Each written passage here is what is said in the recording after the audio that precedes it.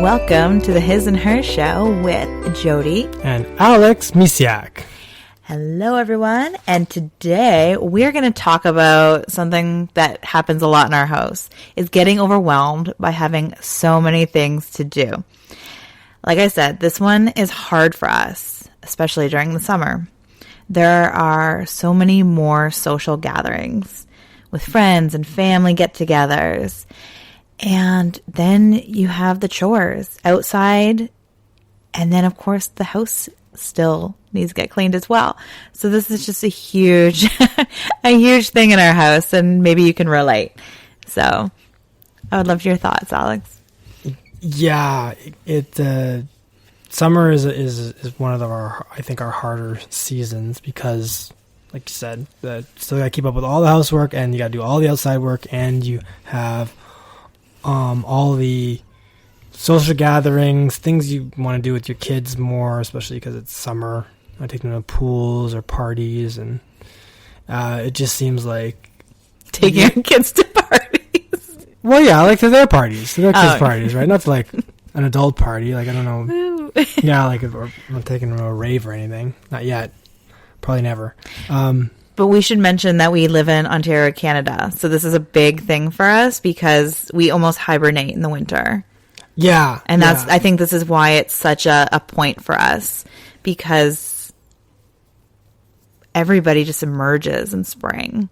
You know, this first sight of a robin, or the snow's melting and we're like, let's get outside, or let's, get doing things. Yeah. Yeah. I mean, I think we should get better, and we want to get better about doing more things during the winter, but it's always easier. You always think it's easier in the summer because there's less clothes to put on, but then you're like, well, I got to bring our swimming trunks, and we always got to put on sunscreen, and it's like, is it really easier? I think it's still easier. Yes.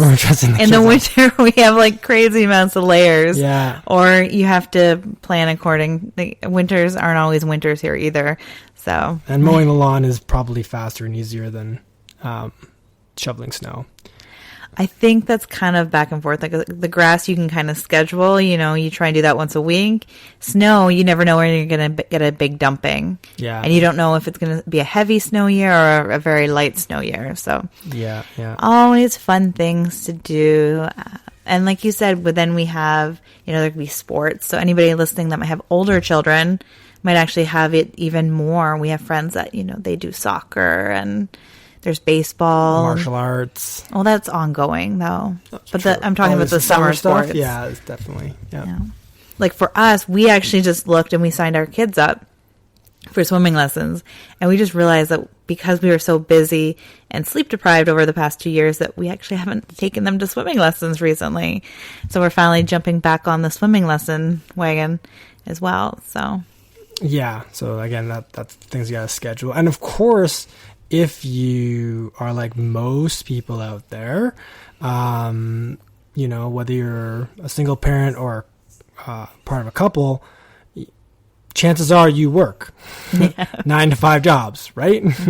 So Monday to Friday, which cuts in a lot into, well, I still have to get all the other stuff done too. So that's where, it's not hard to get overwhelmed. I guess the key is like, what kind of coping strategies have we come up with, individually and as a family, to sort of not feel so overwhelmed and still get things done. I think the biggest one for us, and this came from out of necessity, because of those 2 years that we didn't sleep. We just kept it simple. And we're going to do a whole episode on simplifying your life, but it's really just, what do you need to do right now? And even with us, I love lists. You're not a big fan of lists, but I love putting my things down on paper so they're not in my head. And then there's actually little tricks where you can put it on sticky notes, and you only put the first thing on. And then when you're done that, you're only looking at one thing. And then you bring that up, and you have one under the other, and as you go. And it's really just focusing on what do you need to get done right now. And it's not trying to keep up with the Joneses, and it's really just doing what works for a family. Like I said, for the past 2 years, we didn't do much. We didn't see friends as much. We didn't see family as much. We really focused on us so we could survive. And, we're getting back into seeing people now and doing things. And there's time and places for that. So it really depends on where people are at in their life and what they need to do or can drop as well. Yeah. I think one thing that we've been doing this year, and I think it's been working out relatively well, is in the evenings after dinner usually, because it's so hot here right now in southern Ontario. Like we seem to have skipped spring and have jumped straight to the end of summer, so it's hot, it's muggy. I don't want to be out there doing any kind of work, but it has to get done, so how are we going to pull it off? There are definitely people out there that can have, like, they take a whole day, or who knows, maybe they even take a day off of work and they just work outside the whole day or whatever. And I can't do that. So, what I do instead is, or what we've been doing is, after dinner, you'll just be with the kids, and then I can go outside and do like one thing off this list of things, like whether it's mow the front yard or mow the backyard or, build the garden or whatever. Then that's been working out pretty well, because those kinds of activities don't take too long. You can knock them off your list, whether you have them in your head or on paper. And I think that's been working out pretty well. And we even swap too. You're like, I need to get this done. It's like, okay, well then I'll stay in with the kids and you go do what you need to do. Well, we should mention that we actually have, the reason we have to be with our children is we actually have a 2-year-old and a 4-year-old. So that is for anybody in that case has you young, forgot. and you have young kids. Definitely ours like to push each other's buttons. So we definitely need to have a referee in the room. And that's why we still have to do like the tag team system. But if you have older kids, you can incorporate them. I look forward to having, our kids even this summer help us with little tasks. They're getting to that age, especially our daughter who's 4, where she can really start helping. Yeah. That's something we're going to want to, that will encourage, but not force, because we have spirited children and they don't like to be forced to do anything. Oh no, it has to be their idea. Sure. Did you not see the other day where I suggested something and she's like, no, I don't like that. 2 seconds later, she's like, Mommy, let's do this. And it was my idea. I'm like, that sounds like a great idea. Why didn't I think of that? Oh, good. So she's prepping for management. Excellent. Yeah. Good for her. So yes, they have a mind of their own, and you just have to work with what your own children's personalities. And for me, I know that they don't like being told what to do. They're kind of like me. Yeah, very much so. Yeah, that's true. So we need to come at it in a way that it's their idea, not ours. And they really kind of they respond better. Exactly. They respond better to it's my idea and then I want to do it. Oh, okay. Yeah. No, that's definitely true of our daughter, and I'm sure our son will be the same way. So that'll be fun when they get older. But then again, maybe it won't be so bad, because if we can trick them into thinking that they want, they can trick them into doing the things we want them to do. No, that won't work either. They're smart. They will see right through us. Any kind of tricks and stuff, that's sure. We'll just have to come at it from a different angle and just engender. Hopefully they see us both helping each other, and then as they get older, they'll be like, oh, I can help too. Parenting is all about adapting, changing, and growing, because your children are always constantly growing, changing. And look at the first couple years from not being able to hold their head up to sitting and walking and running and jumping and climbing and all those fun things. You have to just kind of go with it and grow with them. Yeah. So things that we definitely do when it comes to being overwhelmed is, like you said, you like lists. I don't dislike lists, but my whole career is organized around lists. So I don't think I need to actually have lists anymore written down, because I'm surrounded by them all day, that I see them when I close my eyes. So I have a mental list, and it's not the kind of thing that having that list doesn't overwhelm me. See, and if I don't get it out of my mind, it's just hanging there and constantly, it's almost like a nagging person in my head, like, you need to do this. And as long as I put it down on paper, it's like, okay, it's down on paper. I'll get to it when I can. And it's just like this really like a release and a relief as well kind of thing. Yeah. So. Well, that's the other side of it too, right? Each of us do our own thing to make sure that we don't get too overwhelmed, whatever that happens to be, and whatever strategy works for us. So, and a big one, and we'll be talking a lot about this, but I'm very much about self-care and it's really like me time. And we do lots of that on our own too, like together and apart. Like there's so many awesome topics that we're talking about this summer.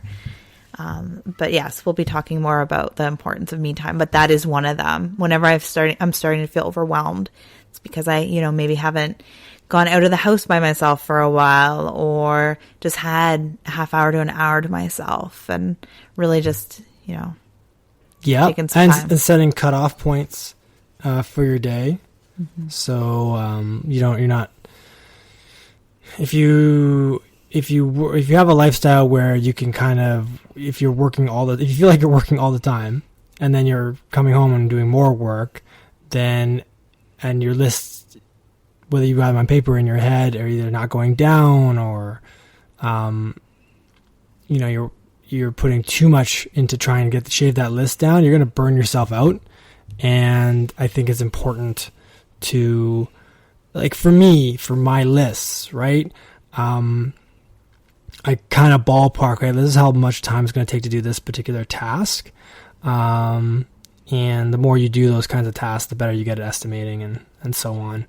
And then you kind of just go, okay, I've got this. You just look at your day and you're like, okay, I've got time to do, I've got this much block of time. What can I get done in that time? And then you look at your list and you're like, okay, you check that off. And then you stop. You're going to stop at that cutoff point. You're not like, okay, I had 2 hours. I did like 2 things off my list and I've used up an hour and a half. And then you look at your list and you're like, well, maybe I should try and get one more thing done. And you're like, if you push for that third thing, it might take you another hour or an hour and a half. And suddenly you're going to bed at like 11, 12 at night. And it's just like, this was a mistake. I shouldn't have done that. Do you realize that, well, I don't know. I can't speak for every mom or every woman. But there was something I heard about moms are always late because we always think we can get more done than we can. We always want to fit. And I love how you mentioned the more you do something, the more you can calculate how much you can fit in. I'm always trying to fit in like 4 or 5 hours of work in like an hour or two. And I think I can speak for more than one mom. No, it's not just moms. It's everybody. Like it's not just family life either. It's in work too. Yeah. So we're optimistic, or I'm definitely an optimistic. It's like, I can do all this in this time. And even though it's backfired almost every time, I still There's nothing wrong with being optimistic. It's just knowing that, you've got to cut off time. And you do this to me. So that's why I get better at the whole cutoff time thing. Because when you're done, you're like, okay, we're done. We are sitting down and we are watching something so that we can go to sleep. So I had to get really good with going, okay, she's going to be done in 15, 20 minutes. Can I do anything in that time frame? I can start something, but I won't finish. So I'm just not going to start it. I will just stop. Or it's the kind of task where I can start it and then drop it, and then pick it up again later. It's not the kind of thing where if I stop midway through, I'll lose progress or I'll forget where I was, or, anyways. So that's how I got better at that kind of thing. So we have a really unique work environment or work experience or work environment because you get to work from home a few days a week and I work from home. So, and you do bring your work, like you can just work all over the place, right? So not everybody has that. And if you can leave your work in the office, that's really good. Because then, you can just focus on your kids and the house and everything else that falls in. For us, we have to turn it off. We have to find that off switch. Yeah. And it just takes a little practice. Yes. When you work from home and especially when you both work from home. Because so... Yeah, but that's what I was getting at. The whole, like, you have to know when to stop. Yes. Yeah. Regardless of whether you're working from home or you've got a regular, you go to the office or to your job, your place of work every day. And then you come home and you still have to do your other things to chip away at your list so you don't feel overwhelmed. That's the kind of thing, pushing for more in a time frame that you don't actually have, and then falling short. I don't know what the reciprocal of being overwhelmed is, but it's defeatist. It can do more damage than harm. So it's better just to say, okay, I'm done. I'm going to take a break. And I'll pick up whatever I didn't get done today, I can do tomorrow. And that's not procrastination. That's not procrastination. Procrastination is having that block of time and doing something completely unrelated to your list of things that you want to do because you don't want to get at that list. You're like, I don't want to do that. That's procrastination. What I'm saying is, just be realistic with your time and be gentle to yourself. Yes, I love that. I think that's a great way to end. And remember, yes, it's be gentle with yourself. So you didn't get everything off your list. And if you're like me and you try to fit like 4, 5, 6 hours in like a window of 2 hours or even less, then just know that that's kind of what's going on and be gentle. I love that though. You're like, be gentle with yourself. I'm learning. So I love that. I hope this has helped, and we will be back next week. Take care. Have a beautiful week. Bye for now.